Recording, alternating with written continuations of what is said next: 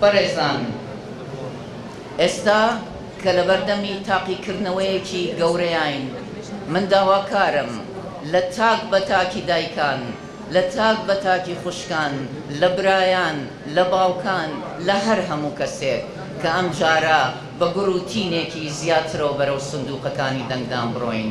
ئەم جارە نیشانی هەموو جیهانی بێین کە یەکێتی نیشتیمانی کوردستان حزبی یەکەمە. یەکێتی نیشتیمانی کوردستان هەر تەنیا ئەوە نییە بڵێن یەک دوو کورسی زیاد بکات، ئەبێ یەکێتی بکەینەوە بە یەکێتیەکەی مام، بە یەکێتیەکەی خۆمان، بە یەکێتیەکەی ئێوە.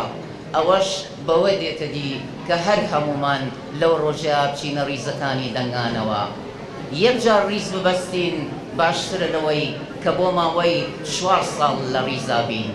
یەکێتیەکی بەهێز بنێرینە، حکومەت و پەرلەمان زۆر باشتر ئەتوانێت ئەرک و بەڵێنەکانی جێبەجێ بکە، وەک لەوەی بەلاوازی لە هەولێرا بین و بەلاوازی لە پەرلەمانا بین و بەلاوازی لە حکومەتا بین. بەڕێزان، زۆر کەس تاقییان کردەوە دەنگیان بەملاو بەولادا، دەنگیان بە هەندێکدا کە ئومێدیان پێیان، بەڵام بەڵێنەکانیان هەر وەک خۆیان بەڵکی سەر ئاو بوون.